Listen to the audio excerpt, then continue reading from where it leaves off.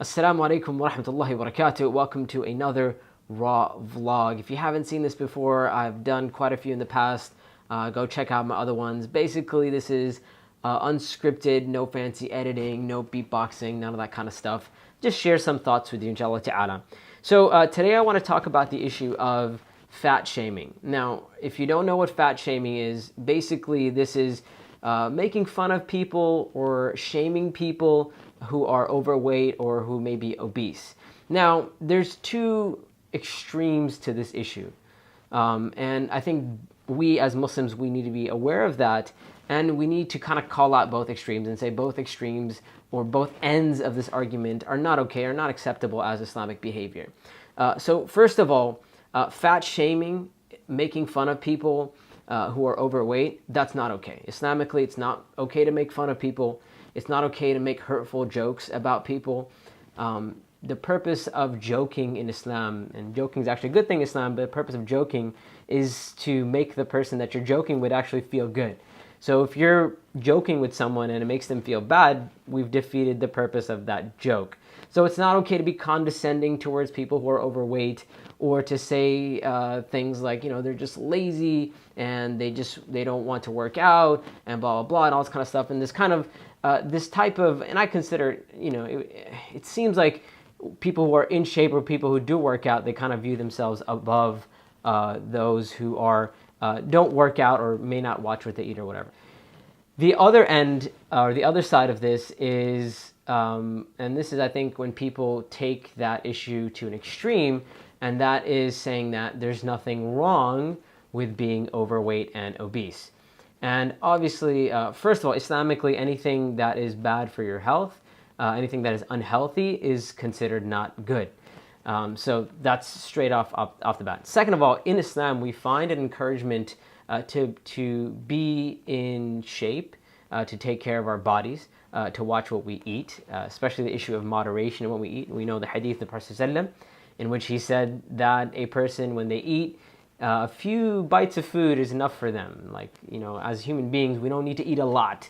And then he said, if you feel the need to eat more, then you should fill a third of your stomach with food, a third of it with water or some type of drink, and leave a third empty, meaning we shouldn't be stuffing our faces. Basically, that's the meaning of this hadith. We shouldn't always eat till we're full.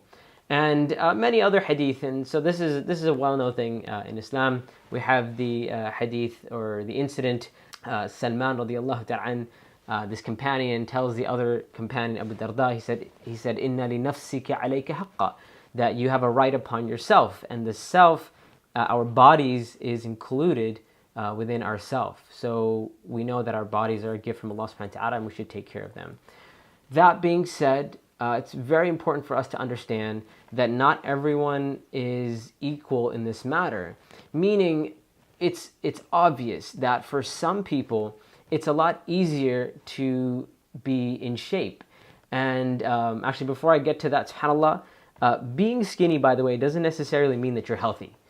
Some people will eat junk, and they'll do all types of other stuff. They may smoke cigarettes and do all this stuff which is horrible for the body, and they're slim, right? And just because someone is slim doesn't mean they are healthy. Our goal is to be healthy, not necessarily to be slim. Yeah, if being slim or having less fat on our body is part of that, then yes, we would say that is part of being healthy as well.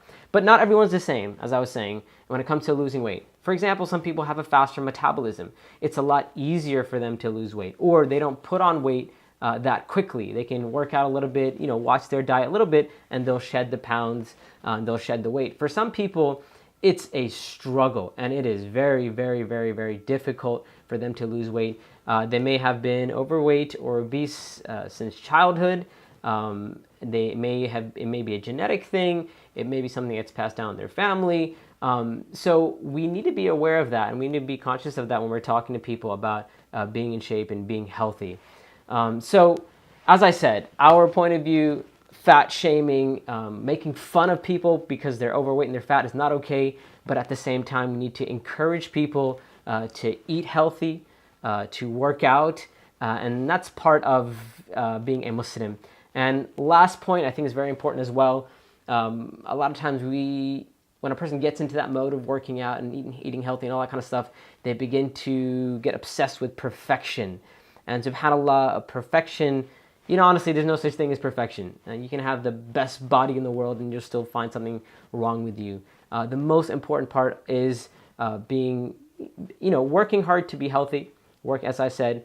But in the end, if we're doing all that we're doing, and if we're doing all that we can, then it's important to be happy with our lifestyle, even if we're not in the best shape possible, even if we don't have a six-pack, for example, even if we don't look like all those people who do CrossFit and stuff like that, still, if we're making the effort, alhamdulillah.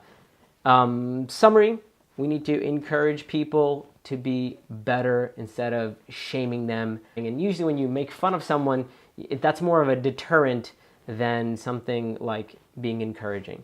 And we ask Allah subhanahu wa ta'ala to make us balanced in these matters. We ask Allah subhanahu wa ta'ala to help us get in shape, to eat healthy, to work out, all that kind of stuff. And Allah knows best. I will see you later, inshallah ta'ala. I'm going to try and do more of these raw vlogs as best as I can. Until next time, inshallah ta'ala. Assalamu alaikum wa rahmatullahi wa barakatuh.